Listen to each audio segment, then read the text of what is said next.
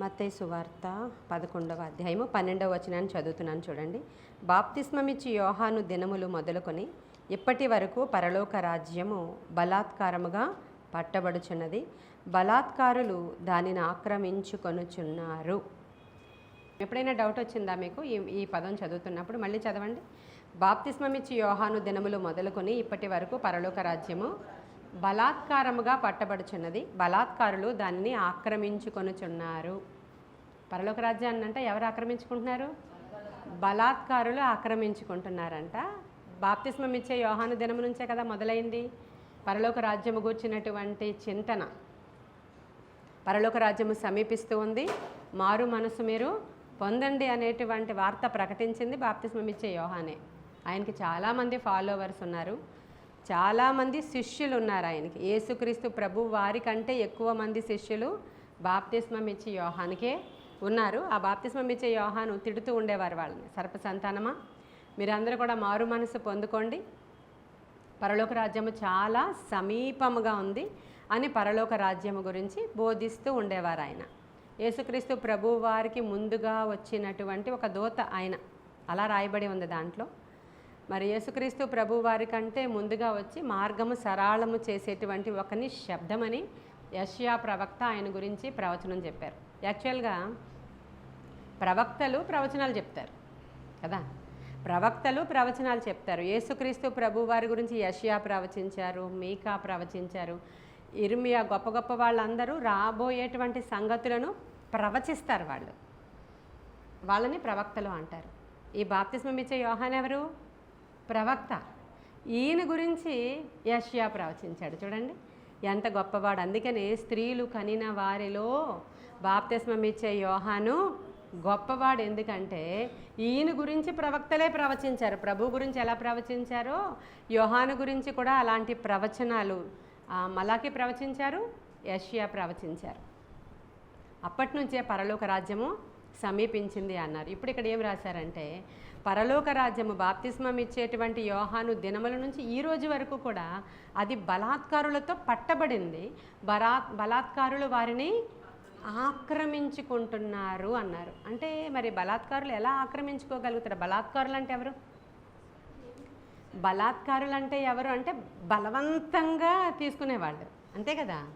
బలాత్కారులు అంటే ఎవరికైనా ఒక పొలం ఉందనుకోండి, ఆ పొలాన్ని వీడు కబ్జా చేయాలనుకున్నాడు, అప్పుడు ఇల్లీగల్గానో లేకపోతే ఇంకోలాగో బలాత్కారంగా, అంటే లీగల్గా వెళ్లకుండా ఇల్లీగల్గా చేస్తూ ఉంటారు అన్నమాట ఆ పనులు. అది బలాత్కరించడం అనొచ్చు పోని. అయితే మరి అలా బలాత్కారంగా పరలోక రాజ్యాన్ని పట్టుకునేంత సులువైనదా పరలోక రాజ్యం అంటే? అది అసాధ్యం. పరలోక రాజ్యాన్ని చేరాలి అంటే మనం ప్రభు యొక్క కృప ఉండాలి మనకి. మనం ఎలా జీవిస్తే పరలోక రాజ్యానికి వెళతామో క్లియర్గా బైబిల్ సెలవిస్తూ ఉంది. బలాత్కారులు ఎలా పట్టుకోగలుగుతారు దాన్ని అంటే? దీన్ని రకరకాల అర్థాలలో చాలామంది వాళ్ళకి పరిశుద్ధాత్ముడు గైడ్ చేసినట్లు, లేకపోతే చరిత్రలో ఉన్న విషయాలను తీసుకునో, లేకపోతే బైబిల్లో దీనికి సమాధానం మళ్ళీ బైబిల్లోనే ఉంటుంది. ఒక మాట రాయించారు అంటే ప్రభు, దాని సమాధానం కూడా బైబిల్లోనే ఉంటుంది. కాబట్టి అక్కడ వెతుక్కోవాలి ఎవరైనా సరే. ఈ బలాత్కారంగా ఎలా తీసుకోవాలి? మామూలుగా దేవుని యొక్క రాజ్యాన్ని చాలామంది స్వతంత్రించుకోలేరు. ఎవరెవరు స్వతంత్రించుకోలేరు? ప్రకటన గ్రంథము ఆఖరి అధ్యాయం ఒకసారి తెరుస్తారా? 22వ అధ్యాయం 15వ వచనం. కుక్కలను, మాంత్రికులను, వ్యభిచారులను, నరహంతకులను, విగ్రహారాధికులను, అబద్ధమును ప్రేమించి జరిగించు ప్రతివాడును వెలుపట నుందురు. కుక్కలను, మాంత్రికులను, వ్యభిచారులను, నరహంతకులను, విగ్రహారాధికులను, అబద్ధమును ప్రేమించి జరిగించు ప్రతివాడును వెలుపట ఉందరు. వీళ్ళందరూ దేవుని రాజ్యానికి వెలుపట ఉంటారు. అబద్ధాలు మాట్లాడేవాళ్ళు, విగ్రహారాధన చేసేవాళ్ళు, నరహంతకులు అంటే న్యూ టెస్టిమెంట్లో ఇతరులను బాగా గాయపరిచి తిట్టేవాళ్ళు, దూషించేవాళ్ళు, నిందించేవాళ్ళు కూడా వస్తారు. ఇతరులను మనం గాయపరుస్తూ ఉన్నాం అనుకోండి, మనం నరహంతకులమే. ఎవరిని చాకుతో పొడి చేయాల్సిన అవసరత లేనే లేదు. వీళ్ళందరూ నరహంతకులు అనుకుందాం. ఇలాంటి ప్రతి వారు కూడా దేవుని రాజ్యానికి వెలుపట ఉంటారు. అయితే ప్రభువారు బోధిస్తూ పరిచయులతో శాస్త్రులతో ఏమంటారంటే, ప్రకటన మత్తయి సువార్త 21వ అధ్యాయం 31వ వచనానికి రండి. మత్తయి సువార్త 21వ అధ్యాయం 31వ వచనం. యేసు ఏమంటున్నారంటే, సుంకరులను వేశ్యలను మీకంటే ముందుగా దేవుని రాజ్యంలో ప్రవేశించుదురని నిశ్చయముగా మీతో చెప్తున్నాను అంటున్నాడు ఆయన. ఇప్పుడే కదా చదివాను లిస్ట్, వాళ్ళందరూ ప్రవేశించరని. అవునా? సుంకరులు అంటే ఎవరంటే భక్తిహీనులు, పాపం చేసిన వాళ్ళు, దోషాలు చేసిన వాళ్ళు. ఇక్కడ అబద్ధాలు ఆడితేనే వెళ్ళరని రాయబడి ఉంటే, అబద్ధికులు, విగ్రహారాధన చేసిన వాళ్ళు, ఇంకా మాంత్రికులు, నరహంతకులు, ఇలాంటి వాళ్ళందరూ కూడా వ్యభిచారులు మెయిన్. ఇక్కడ చూస్తేనేమో సుంకరులను వేశ్యలు, సుంకరులను వేశ్యలను మీకంటే ముందుగా దేవుని రాజ్యంలో ప్రవేశిస్తారు అని చెప్తున్నారేంటి? అర్థమైందా మీకు ఇప్పుడు? ఇటువంటి వారు కూడా దేవుని యొక్క రాజ్యాన్ని ఎలా పట్టుకుంటారు? వాళ్ళు బలాత్కారంగా పట్టుకుంటారు. హల్లెలూయా. బలాత్కారం ఇన్ ద సెన్స్, వాళ్ళు ఇంకా బలవంతంగా వాళ్ళు ఏం చేస్తారంటే, అది మాకు రాజ్యం కావాలి. మొదట వాళ్ళు వేశ్యలే, మొదట వాళ్ళు సుంకరులే, మొదట వాళ్ళు దేవునిని ఎరుగని వారే సుంకరులు అంటే. కానీ వాళ్ళు ఏం చేస్తారంటే, దేవుని యొక్క రాజ్యము కొరకైనటువంటి ఆరాటం వారికి కలిగినప్పుడు, వారు మారు మనస్సుని వాళ్ళు పొందుకున్నప్పుడు, వారు దేవుని యందు ధ్యాస నిలిపి దాన్ని బలవంతంగా దేవుని యొక్క రాజ్యాన్ని స్వతంత్రించుకుంటారంట వాళ్ళు. శాస్త్రులు పరిచయుల గురించి మాట్లాడుతూ ప్రభువు మాట్లాడిన మాటలు. ఈ శాస్త్రులు పరిచయులు ఇంకొకరు నిందిస్తూ కూర్చోవడమే తప్ప, వాళ్ళు దేవుని రాజ్యాన్ని స్వతంత్రించుకోవాలని కానీ, దేవుని రాజ్యం కూర్చున్న సంగతులను విని నేర్చుకుందామని కానీ వాళ్ళకి లేదు. కానీ 24 గంటలు ఇంకొకరికి జడ్జిమెంట్ చేయడం, ధర్మశాస్త్రం అండర్లో వాళ్ళు ఉన్నారు.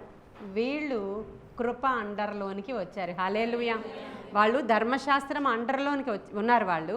వీళ్ళు కృప అంటే క్రిందికి, కృప క్రిందికి వీళ్ళు వచ్చారు. కాబట్టి వచ్చిన వీళ్ళందరూ చాలా మంచి వాళ్ళు ఏం కాదు. వచ్చిన వాళ్ళు మనం అందరం కూడా చాలా మంచి వాళ్ళమేమీ కూడా కానే కాదు. కానీ దేవుని రాజ్యము కొరకైనటువంటి విషయాలు తెలుసుకున్న తరువాత మన హృదయాలు మార్పుని పొందినప్పుడు అక్కడ ఏం చేస్తామంటే, దేవుని రాజ్యము కొరకు ఒక పోరాటం చేయాల్సిన అవసరత. లూకాసు వార్త 13వ అధ్యాయము 24వ వచనం చూడండి. లూకాసు వార్త 13వ అధ్యాయము 24వ వచనం. ఇరుకు మార్గమున ప్రవేశింప పోరాడుడి, అనేకులు ప్రవేశింప చూతురు గాని వారి వలన అది కాదని మీతో చెప్పుచున్నాను అనేటువంటి మాట ఉంది. ఏముంది అక్కడ? ఇరుకు మార్గమున ప్రవేశింప ఏం చేయాలి మీరు? అదే చెప్తున్నాను ఇప్పుడు నేను మీకు. ఇరుకు మార్గములో ప్రవేశించడానికి కొంత పోరాటం అంటూ ఉంటుంది. ఇరుకు మార్గంలో మీరు ప్రవేశించండి, మీరు పరలోక రాజ్యానికి వెళ్ళిపోతారు అని రాయబడలేదు అక్కడ. ఇరుకు మార్గమున ప్రవేశింప పోరాడండి. పోరాటం ఉంది, ఒక పోరాటం. ఈ పోరాటం బలవంతులే పోరాడగలుగుతారు. అది శారీరకంగా, మానసికంగా, ఆత్మీయంగా ఒక పోరాటం జరుగుతుంది. ఆ పోరాటంలో మీరు బలవంతంగా మీరు దేవుని రాజ్య వారసులుగా ఖచ్చితంగా మార్చబడ్డానికి అనేకమైన ఆటంకాలు వస్తాయి. పోరాటం గురించి మాట్లాడుకుందాం. ఒక పోరాటం, ఇరుకు మార్గంలో ప్రవేశించాలని ఒకడు అనుకున్నాడు. ఎవడు వాడు? అన్యుడు, విగ్రహారాధికుడు. వానికి ఒక సువార్త అందింది. సువార్త అందినప్పుడు అది నిజమని అనిపించింది ఆయనకి. అదే నిజమైన దేవుడు అనుకున్నాడు ఆయన. అనుకున్నప్పుడు ఇప్పుడు ఆయన యేసుక్రీస్తు ప్రభువారిని సొంత రక్షకుడుగా సీక్రెట్గా అనుసరిస్తూ ఉన్నాడు. ఇంట్లో సీక్రెట్గా అనుసరిస్తూ ఉన్నప్పుడు ఈజీగా తెలిసిపోయింది ఇంట్లో వాళ్ళకి. వాళ్ళు మోకరించరు, వీళ్ళు మోకరించి ఏదో మూలకు పోయి ప్రార్థన చేసుకుంటున్నారు, కనిపెట్టేశారు. తర్వాత ఏ చింత లేకుండా కూర్చొని సినిమాలు, సీరియళ్ళు, టీవీలు చూస్తూ ఉంటారు. వీడేం చేస్తాడంటే, మారు మనసు పొందిన ఒక వ్యక్తి వెళ్ళి ఆ దేవుని యొక్క గ్రంథం ఎక్కడో కూర్చొని చదువుకుంటూ ఉంటాడు. ఇంట్లో వాళ్ళకి తెలిసిపోయింది. ఇంట్లో వాళ్ళకి తెలిసిపోయిన వెంటనే ఫస్ట్ తల్లి గట్టిగా కేకలేసింది. ఆ తర్వాత కొన్ని రోజులు చూసి నీకు ఛాన్స్ ఇస్తున్నాను అని చెప్పింది. పట్టు విడవకుండా ఈ మారు మనసు పొందుకున్నటువంటి ఈ విశ్వాసి ఆ తల్లిని కొన్ని రోజులు మభ్యపెట్టడానికి ట్రై చేస్తారు. కానీ తర్వాత మరలా ప్రభువుతో ఆకర్షించబడిపోతున్నాడు. అతను పరలోక రాజ్యం వైపు ఆకర్షించబడిపోతున్నాడు. ఆకర్షించబడిపోతున్నప్పుడు తండ్రి వరకు వెళ్ళిపోయింది న్యూస్. వెళ్ళిపోయినప్పుడు పోరాటం ఎక్కువైపోయింది ఇంట్లో. పోరాటం ఎక్కువైపోయిన తర్వాత ఇంట్లో పనిచేయడానికి ఒక పనమ్మాయి వచ్చింది. ఆమె కూడా నీకు చెప్పేసేదే ఈరోజు, అలా చేయకూడదు, మన కులం ఏంటి, మన గోత్రం ఏంటి, మనం ఎవరమే, మన తాతలు ఎవరు, మనం ఎవరమే, నువ్వు అలాంటి తక్కువ దేవుణ్ణి నువ్వు తెలుసుకుంటావా అని ఇంట్లో ఉన్న పెద్దవాళ్ళ దగ్గర నుంచి పని వాళ్ళ వరకు నీకు క్లాస్ తీసుకుంటారు. తీసుకుంటారా లేదా? అది అంతవరకు అయిపోదు, పక్కనింటి వీధిలో అంకుళ్ళు కూడా వచ్చేస్తారు, పక్కనింట్లో ఆంటీ కూడా వచ్చేస్తుంది. ఆ తర్వాత ఆఖరికి ఆ ఊరు ప్రెసిడెంట్ వరకు వెళ్ళిపోద్ది. ఏమనుకుంటున్నావు, ఆ పేటలోనికి వెళుతున్నాడు మీ అబ్బాయి, అక్కడున్న చర్చిలోనికి వెళుతున్నాడు, మొన్న ఇంకోటి ఎవడో చూశాడంట, మీరు అదుపులో పెట్టుకోండాయా అంటాడు తండ్రి వచ్చి. అప్పుడు ప్రెసిడెంట్ గారు కూడా ఇంటికి వచ్చేస్తారా లేదా? ఆ ఊరు ప్రెసిడెంట్ గారు కూడా ఇంటికి వచ్చేసి, ఏమనుకుంటున్నావు, నీకేమీ అర్థం కావట్లేదా? మీ చెల్లెళ్ళకి పెళ్ళిళ్ళు ఎలా అవుతాయి అనుకుంటున్నారు మీరు? మీ చెల్లికి పెళ్ళి ఎలా అవుతుంది అనుకుంటున్నారు? నీకు అవుతుందా పోనీ, నువ్వు ఎవరిని చేసుకోవాలనుకుంటున్నావు అని మొత్తం ప్రెసిడెంట్ నుంచి పని మనిషి వరకు అందరూ వచ్చి ఈయనకి చాలా సువార్త అందజేసేస్తూ ఉంటారు. అదే వీడు తాగొచ్చాడు, ఆ రోజు ఇంటికి తాగొచ్చి బండి బయట పడేసుకున్నాడు, ఇంట్లోనికి వెళ్ళిపోయాడు. అప్పుడు పని మనిషి వచ్చి, అమ్మగారు పక్కనోళ్ళు చూస్తారు, గబగబా బండి ఎత్తేయండి, ఎవ్వరికి చెప్పొద్దు, తాగొద్దు బాబు అని చెప్పేవాడు ఒకడు కూడా లేడు. మగపిల్లోడు ఈ రోజుల్లో అలవాటేలేండి, పర్లేదులేండి కొంచెమే. వీడు రోజు తాగొస్తాడు, ఎవ్వరూ దానికి పోరాటం లేదు, ఆరాటం లేదు. వీడు సిగరెట్ కాలుస్తాడు, ఈ అమ్మాయి చెడ్డ తిరుగుళ్ళు తిరుగుతూ ఉంటుంది, ఆ వీధి చివర ప్రెసిడెంట్ చూస్తాడు. కానీ మనకెందుకు, పోనీ వాళ్ళ తెక్క కుదురుతుంది అనుకుంటారు. అదే రక్షణ భాగ్యంలోనికి వస్తే చిన్న వాళ్ళ దగ్గర నుంచి పెద్ద వాళ్ళ వరకు అందరూ నీకు క్లాసు తీసుకునే వాళ్ళే. నీకు చాలా పోరాటం జరుగుతుంది నీ ఇంట్లో, నీ భర్త చాలా చిదక్కొట్టేస్తాడు నేను. ఇలా అనేక మంది గృహాలలో ఉన్నాయి. ఎంత చంపే వరకు కొడుతున్నా సరే ఆ ఇరుకు మార్గమే నాకు కావాలి అనే పోరాటం చేసి బలవంతంగా ఈమె ఆ ఇరుకు మార్గాన్ని ఎంచుకోవడం అనేది మనం చూస్తాం. ఇక్కడ ఇరుకు మార్గమున ప్రవేశించడానికి మీరు ఏం చేయాలా, పోరాటము చేయాల్సిన అవసరత మీకు ఉంది అని అక్కడ అర్థమైపోతూ ఉంది. మనకి పోరాటం చేయాలి ఒకటి. ఇదిగో ఇటువంటి వాళ్ళందరూ కూడా దేవుని రాజ్యాన్ని పట్టుకుంటారంట, బలాత్కారంగా పట్టుకుంటారంట, వాళ్ళు పోరాడతారంట. ఈ విగ్రహారాధన చేసేవాళ్ళు, మరి ఏమంటారు, సుంకరులు, వేశ్యలు మీకంటే ముందుగా దేవుని రాజ్యంలో ప్రవేశిస్తారు అని యేసుక్రీస్తు ప్రభువారే చెప్తున్నారు. అంటే ఈ యొక్క వచనాన్ని చూపించి, ఇది నాకు అర్థం కావట్లేదు, ఇది కొంచెం అర్థమయ్యేలా చెప్పండి అని కొన్ని విషయాలు నన్ను అడిగినప్పుడు దాంట్లో చెప్పే మ్యాటర్ ఉంటే నేను చెప్తా, ఏం కాకుండా ఒట్టుట్టి అడిగితే నేను చెప్పలేను. ఇప్పుడు దీంట్లో ఏం మ్యాటర్ ఉంది మనం చూసినప్పుడు, సరే ఇప్పుడు బలాత్కారులు ఎవరు అంటే నేను 2 రెఫరెన్స్లు ఇచ్చాను మీకు.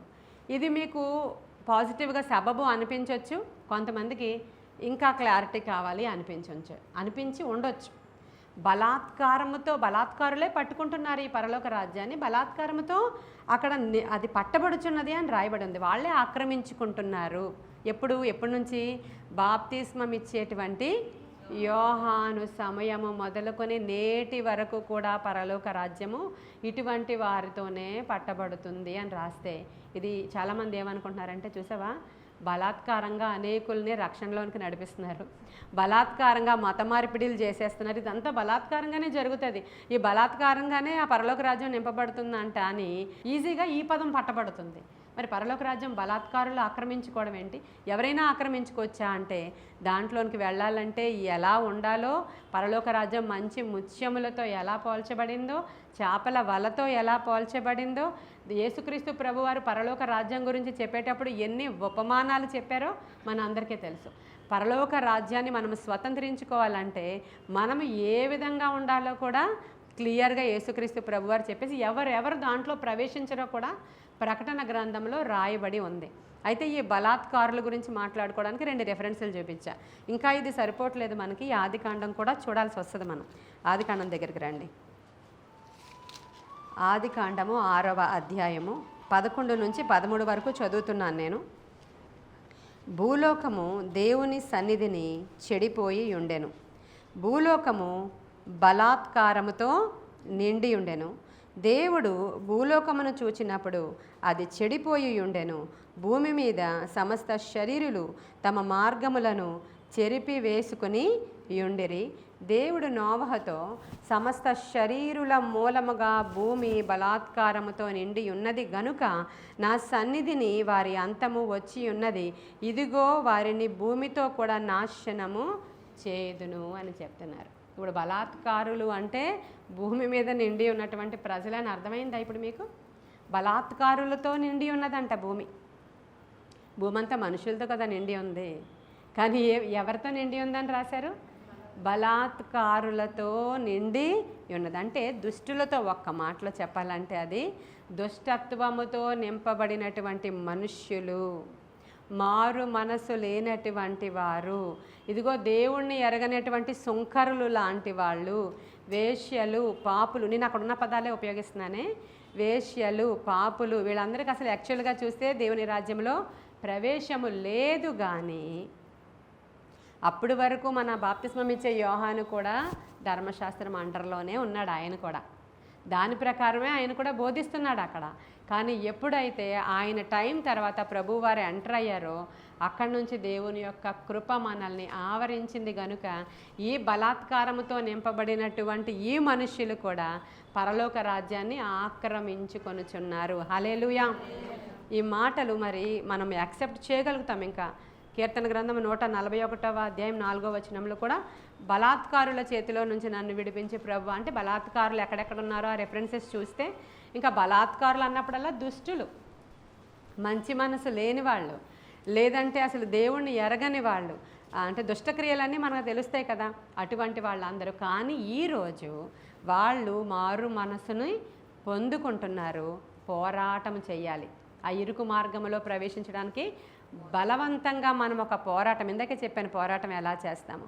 మనకు బాగా తెలిసి ఇక్కడ కూర్చున్న మనందరికీ మన చర్చిలో అన్ని క్యాడర్స్ వాళ్ళు, అన్ని కమ్యూనిటీ వాళ్ళు ఉన్నారు కాబట్టి మీరు రక్షణలోనికి రావడానికి ఎంత పోరాటం ఇప్పటికీ చేస్తున్నారు కదా. ఇటువంటి పిల్లలందరూ పోరాటం చేసి ఇక్కడికి రావాలి.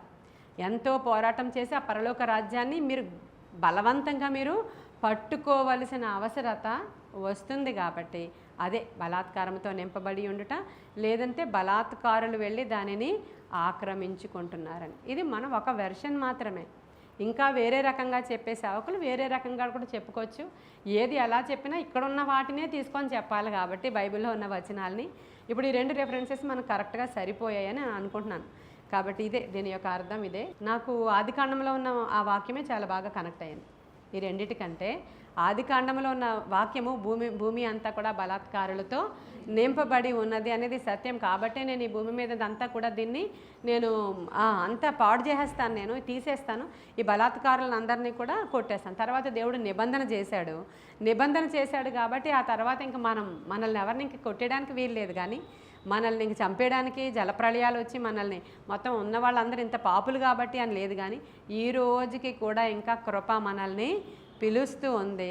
మనం ఎటువంటి వారమైనను ఆయనకి లోబడి మన స్వభావాన్ని మార్చుకున్నప్పుడు దేవుని రాజ్యాన్ని ఖచ్చితంగా మనం పట్టుకుంటాం. మారు మనస్సు పొందినప్పుడు ఇదిగో ఇటువంటి వారందరూ కూడా మీకంటే ముందుగానే దేవుని రాజ్యంలోనికి ప్రవేశిస్తారు అని చెప్పారు దేవుడు. ఎవరెవరు ప్రవేశిస్తారంటే ఎవరు ప్రవేశించరని ప్రకటన గ్రంథంలో ఉందో ఆ పేర్లే ఇక్కడ చెప్పి వీళ్ళందరూ కూడా మీకంటే ముందుగా ప్రవేశిస్తారు. ఎప్పుడంటే వాళ్ళు మారు మనసు అనుభవాన్ని పొందుకొని వాళ్ళు మారితే, వాళ్ళ హృదయాలు మార్పు చెందితే వాళ్ళు దాన్ని పట్టుకోవడానికి ఒక పోరాటం చేయాల్సి వస్తుంది. అంత ఈజీ కాదు. కాబట్టి మనము ఏ విధముగా ఉంటే దేవుని రాజ్యాన్ని స్వతంత్రించుకుంటాము. ఇలాగే అందరినీ ఎంచుకుంటూ కూర్చుంటే, ఇలాగే అందరినీ వేలు పెట్టి చూపిస్తూ ఉంటే, మన కంట్లో ఉన్న అదే దూలం చూసుకోకుండా ఎదుటివాని కంట్లో ఉన్న నలుసు చూపిస్తూ ఉంటే అప్పుడు వాళ్ళే వెళ్ళిపోతారంట, ముందుగా నువ్వే ఇక్కడ ఉండిపోతావు. కాబట్టి ఇవన్నీ కూడా నేర్చుకొని దేవుని యొక్క రాజ్యము కొరకైన ఆరాటము మనము ప్రతి దినము కలిగి దేవుని కొరకు, దేవుని యొక్క రాజ్యము కొరకు ఏ విధంగా మనం ప్రయాణం చేసినా, ఇరుకు మార్గంలో ప్రయాణం చేసినా దానికోసం ప్రతిరోజు మనం పోరాటం చేసుకుంటూ వెళ్ళడమే. ఇదే అంటాడు యోబు, భూమి మీద నరుని కాలము యుద్ధ కాలం. ప్రతిరోజు పోరాటమే.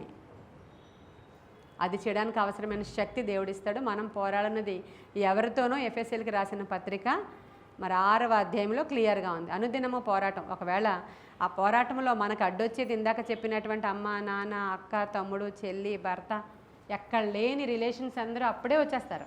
వచ్చి ఎంత కౌన్సిలింగ్లు చేసేస్తారో ఇంక నేను చెప్పలేను. అంత కౌన్సిలింగ్లు చేసేస్తూ ఉంటారు. కానీ మనం చెడిపోతూ ఉన్నప్పుడు ఎవరు కౌన్సిలింగ్ చేయరు. రోజు ఒకడు సినిమాకి పోనీయండి, ఎవరైనా చెప్తారా? వాడికి కొంచెం సినిమాలు పిచ్చండి, ఇష్టం వాడికి, ఆ సినీ ఫీల్డ్ అంటే ఇష్టం. వాడు వీడియోగ్రాఫర్ అవుదాం అనుకుంటున్నాడంట, కొరియోగ్రాఫర్ అవుదాం అనుకుంటున్నాడంట. ఎంత ఎంకరేజ్మెంట్ అంటే క్రైస్తవ తల్లిదండ్రులు కూడా కొరియోగ్రాఫర్ అవుతాడంట వాళ్ళ కొడుకు. వీడియోగ్రాఫర్ ఎవరైనా చెప్తారా? బాబు వద్దు నాయన, అది నిన్ను పరలోక రాజ్యానికి తీసుకుని వెళ్ళదని ఎవరూ చెప్పరు. మా అమ్మాయి మోడలింగ్ చేయాలనుకుంటుంది, ఎంత ఎంకరేజ్మెంట్ అంటే, అమ్మ అది నిన్ను నరకాగ్నిలో తోసేస్తుందని ఎవరూ చెప్పరు. ఇంకా అవసరమైన బట్టలు కొనిస్తుంటారు వాళ్ళు. అదే కానీ రక్షణలోనికి వెళ్ళి మీరు ఇవన్నీ మానేయండి అంటే చిన్నప్పటి నుంచే ఏంటి అంత స్ట్రిక్ట్, చిన్నప్పటి నుంచే ఏంటి ఇలా పెంపకం? ఆడుకొనివ్వండి, ఆడుకునే వయసులో ఆడుకోవాలి, ఫ్రెండ్స్తో తిరిగే వయసులో తిరగనివ్వాలి. తల్లిదండ్రులు ఇలా చెప్పిన తర్వాత కూర్చొని ఏడ్చేది నువ్వే. ఎంతవరకు ఏడవాలంటే పెళ్ళైపోయి బిడ్డలు పుట్టేసి అది ఇంకా అక్కడ కూడా వండకుండా ఇంకో చోటకి వెళ్ళిపోయే వరకు ఏడాలి. ఎందుకంటే ఇది అలవాటు అయిపోయింది విచ్చలవిడి జీవితం. కాబట్టి బాలుడుగా ఉన్నప్పుడే చిన్ననాట నుంచే దేవుని రాజ్యము కొరకైన సంగతులను వారికి బోధించాలి అని ప్రభువు చెప్తున్నారు.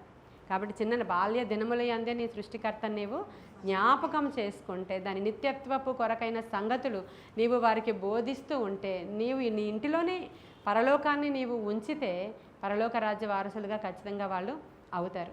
వాళ్ళు వినట్లేదు కదా, ఇప్పుడు మొక్కై వంగనది మానై వంగున అని వినట్లేదు వాళ్ళు ఎంతవరకు వినట్లేదు. అప్పుడు తల్లిదండ్రులు కూడా వాళ్ళకి తగినట్టే మారిపోతున్నారు. అంటే ట్రెండ్ అండి, ఆ మాట వింటున్నారా? ట్రెండ్ సెట్టర్స్ అనమాట వీళ్ళందరూ కూడా. ఆ ట్రెండ్కి అనుకూలంగా తల్లిదండ్రులు కూడా మారిపోతే వీళ్ళు ఎక్కడికి వెళ్తారో వస్తారు. అందుకని మీరు అలాగే ఉండిపోతారు. మీరు ఎవరంటే బాండ్ క్రిస్టియన్స్, అదే శాస్త్రులు పరిసయ్యులు. మీరు మీ తాతగారి పేరు జాన్, మీ అమ్మగారి పేరు మరియా, మీ అక్క పేరు గ్రేస్, మీ తాతగారి పేరు ఇంకొకటి. కానీ మీరు అందరు ఇక్కడే ఉంటారు. ఎవరో వస్తారు ఎక్కడి నుంచి, ఆయన వాళ్ళ నాన్నగారి పేరు వెంకటేశ్వరులు, అవును, వాళ్ళ అమ్మగారి పేరు దుర్గ. వాళ్ళందరూ ఏం చేస్తారంటే బలాత్కారముతో దేవుని యొక్క రాజ్యాన్ని పట్టుకొని భయముతో వణుకుతో ఆఖరి నిమిషంలో ఆయన కృపను పొందుకొని, అమ్మ ఇప్పుడు వెళ్ళు, ఇక మీదట నువ్వు పాపము చెయ్యొద్దు అని ప్రభువు చెప్తే ఆ రోజే ఆవిడ ప్రవేశించేస్తుంది అక్కడికి. రాహాబు అనే వేశ్య, వాళ్ళ అమ్మగారి పేరు నాన్నగారి పేరు అందరి పేర్లు ఏవో పేర్లు అవి. వాళ్ళందరూ వృత్తి కూడా వేశ్య వృత్తి. కానీ ఒక దినాన ఆయన రాజ్యము గూర్చిన సంగతులు, ఆ దేవుణ్ణి గూర్చిన సంగతులు ఆవిడ విన్నదంట. అంతే, వినుట ద్వారా విశ్వాసం తెచ్చుకుంది. జస్ట్ అబద్ధమాడింది ఆవిడ రాజుగారితో.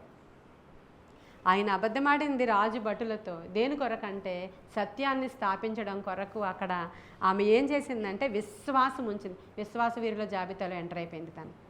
విశ్వాస వీరుల జాబితాలో ఎంటర్ అయిపోయి, ఇక్కడ నీ తాత ముత్తాతల దగ్గర నుంచి క్రైస్తవులవే నీవందరూ కూడా, వాళ్ళందరూ అరణ్యంలో రాలిపోయారు. వాళ్ళందరూ ఎప్పుడు ఇజ్రాయేలీలండి, వాళ్ళందరూ హెబ్రీయులు. వారితో పాటు మిశ్రిత జనం కూడా కలిసి వచ్చారంట. వారితో పాటు మన దేవుడికి ఆరాధన చేయడానికి విడుదల పొందుకొని వచ్చినప్పుడు సంఖ్యాకాండంలో ఉంటుంది. వారితో పాటు మిశ్రిత జనం కూడా, సంఖ్య 11:4 తర్వాత చూసుకోండి. మిశ్రిత జనం కూడా బయలుదేరి వచ్చారంట వారితో పాటు. వాళ్ళు పట్టుకున్నారు దేవుణ్ణి. యెహోషువ వంశం ఏమిటని అక్కడ తెలిసింది ఏంటి మీకు? యెహోషువ ఎవరో ఈ మోషే గారికి సంబంధించిన వాళ్ళ అహరోను, మిరియాము, వాళ్ళ పిల్లలు, మేనల్లుళ్ళు, కోరహు, వాళ్ళందరూ కజిన్ బ్రదర్స్. యెహోషువ కజిన్ బ్రదర్ కాదు. అర్థమవుతుందా మీకు? యెహోషువ కజిన్ బ్రదర్ కాదు, వీళ్ళందరూ కజిన్ బ్రదర్స్. వాళ్ళ అన్నయ్యే అక్కడ యాజకుడు, మోషేయే నాయకుడు, మిరియామే ఆరాధికురాలు, కోరహు వాళ్ళందరూ కజిన్ బ్రదర్స్. ఈ కోరహు అంటే వీళ్ళందరూ కూడా దేవుని దగ్గరికి వెళ్ళి కొండెక్కి, అవునా కాదా, దేవునిని చూసిన వాళ్ళు ఏమైపోయారు? అరణ్యంలో రాలిపోయారు. మిశ్రిత జనం ఉన్నారు వాళ్ళందరి మధ్యలో. వాళ్ళందరూ ఎవరో వాళ్ళ తగ్గింపు ద్వారా, వాళ్ళ దేవుని యొక్క కానానుకు చేరుకోవాలనే ఆశ ద్వారా వాళ్ళందరూ కూడా, వాళ్ళలో ఎంతమంది వెళ్ళారో మనకు తెలియదు కదా. చివరి వరకు వాళ్ళల్లో కొంతమంది, యెహోషువ వెళ్ళాడు అక్కడికి, మనకు అందరికీ తెలిసిన విషయం. యెహోషువ వెళ్ళాడు, కాలేబు వెళ్ళాడు కదండి. వీళ్ళందరూ చేరుకోగలిగారు. ఈరోజు మనం కూడా అంతే. బాండ్ క్రిస్టియన్స్ అనుకున్న మీరు అందరూ కూడా, మనమందరము కూడా, మీలో ఉన్నవారు అందరూ కూడా, మేము ఎప్పటి నుంచో క్రైస్తవులం అండి. మా అమ్మగారు నమ్ముకున్నారు, మా అత్త నమ్ముకుంది, మా తాత నమ్ముకుంది, అప్పటి నుంచే క్రైస్తవురాలు. మరి ఏంటి నీ పెంపకం? క్రొత్తగా వచ్చిన వాళ్ళు భయపడుతూ అదిగో ఒక మూలను కూర్చుని వణికిపోతున్నారే, దేవుని రాజ్యము కొరకైన ఆరాటం కలిగి ఉన్నారే, వాళ్ళు బలాత్కారంగా దేవుని రాజ్యాన్ని పట్టుకోగలుగుతారు. హల్లెలూయా. ఈ కొన్ని మాటలు దేవుడు మన వెనికిడిలో దీవించును గాక. మనం మార్చుకోవాలి కొన్ని విషయాలు. మనము దేవుని సంబంధులుగా మార్చబడ్డానికి ప్రభు చెప్తున్నారు కదా అక్కడ క్లియర్గా. మనము ధర్మశాస్త్రాన్ని చదువుతున్నాం, బైబిల్ని చదువుతున్నాం, దేవుని వాక్యాన్ని అనుదినమో వింటున్నాం, చాలా ఈజీగా సులువుగా విడిచిపెట్టేస్తున్నాం మేము. అదిగో అటువంటి వాళ్ళందరూ కూడా సంపాదించుకుంటారని ప్రభు లూకా సువార్తలోనే, మత్తయి సువార్తలో చెప్పినటువంటి ఆ మాటలను ఒకసారి జ్ఞాపకానికి తెచ్చుకుందాం. కాబట్టి మత్తయి 21:31 మనకేం చెప్పారు, అటువంటి వాళ్ళందరూ కూడా దేవుని రాజ్యంలో ప్రవేశిస్తారంట, ఇరుకు మార్గంలో ప్రవేశించడానికి పోరాడతారంట అటువంటి వాళ్ళు. మనమేమో మనదే ఆ రాజ్యం అన్నట్లుగా మనము ఫీలింగ్స్ ఇచ్చి శాస్త్రులు పరిచయుల్లాగా ఇది చేయొచ్చు అది చేయకూడదు అంటూ మనం అనేక సందర్భాల్లో ఈ లోకముతో కలిసిపోయే ప్రమాదం చాలా ఉంది. పోరాటం లేని క్రైస్తవ్యం. పోరాటం చేయరు వాళ్ళు, చాలా ఆదివారం వెళతారు, చక్కగా వచ్చేస్తారు. పోరాటం లేదు వారి జీవితంలో, ఉపవాసాలు లేవు వారి జీవితంలో. దేవుని సన్నిధిని ప్రేమించి గంటల తరబడి ప్రభుతో ముఖాముఖి మాట్లాడుకునేటువంటి అనుభవాలు లేవు, సహవాసంగా కూడుట లేదు వాళ్ళకి. పోరాటం ఏమీ చేయకుండా చల్లనైన భక్తి చేస్తే అదిగో మనకు ప్రభు చెప్పినట్లు శాస్త్రులు పరిచయుల్లాగా మిగిలిపోతామేమో. ఈరోజు కొన్ని మాటలను బట్టి మనము పురికొల్పబడదాం. ఆత్మకార్యాలు దేవుడు జరిగించులాగున ఆయన కృపగలిగిన హస్తాలకి మనల్ని మనం అప్పగించుకుందాం. ప్రార్థన చేసుకుందాం. మహాపరిశుద్ధుడవైన తండ్రి, మహోన్నతుడవైన దేవ, సర్వాంతర్యామినికి వందనాలు, సర్వశరీరులకు దేవుడానికి వందనాలయ్యా. మీరు మాతో మాట్లాడితే మేము బ్రతుకుతాం. మీ మాటల్లో మాకు జీవం ఉంది నాయన. ఆ దానిలో ఉన్న అర్థము పరమార్థము అయా పరిశుద్ధాత్ముడా మీకే తెలియను, కానీ దానిలో మాకు తోచినది దేవుని యొక్క గైడెన్స్ చెప్పున మేము మాట్లాడుకున్న మాటల్ని కూడా మీరు ఆనర్ చేసి ప్రభువా ఈ మాటలలో ఉన్న శక్తిని మేము అనుభవించలాగున మాకు సహాయము చేయమని. ఇక మీదట మేము జ్ఞానులం అన్నట్టు కాక ప్రభువ నాయన మేమంతా నేర్చుకునేటువంటి అనుదినము నాయన దేవుని యొక్క మూల పాఠాలను నేర్చుకునేటువంటి అయా నా తండ్రి మరి చిన్న బిడ్డల వంటి మనస్సు కలిగిన వారముగా నేర్చుకోవడానికి అవసరమైనటువంటి కృప మా అందరికీ దయచేయమని. పోరాటము చేసి నీ రాజ్యాన్ని స్వతంత్రించుకోవడానికి అనుదినము మా శరీరముతో పోరాటము, ఇంట్లో ఉన్న వ్యక్తులతో పోరాటము, పరిస్థితులతో పోరాటము, అయా సంఘముతో పోరాటము, గవర్నమెంట్తో పోరాటము ప్రభా మేము నాయన ఈ పోరాటంలో జయం పొందుకోవడానికి అవసరమైన శక్తి మాకు దయచేయమని నజరేయుడైన యేసుక్రీస్తు వారి శ్రేష్టమైన నామంలో నాయన వినుచున్న వారందరినీ కూడా గొప్ప పోరాట యోధులుగా తయారు చేయమని. పిరికి వారు దేవుని రాజ్యంలో ప్రవేశించనేరారు. ఆ పోరాటంలో ఇంకా అనేకుల యొక్క మాటలు విని అలాగ రహస్యంగానే మిగిలిపోతే వారు దేవుని రాజ్యానికి చేరలేరు తండ్రి. అయ్యా మేమంతా దేవుని కొరకు ధైర్యము కలిగి ముందుకు వెళ్ళే భాగ్యము మాకు దయచేయమని నజరేయుడైన యేసు నామంలో అతిమిక్కిలి వినయముగా అడిగి ప్రార్థించి వేడుకొని పొందుకొని ఉన్నాము మా ప్రియ పరలోకపు మా తండ్రి. ఆమేన్. God bless you.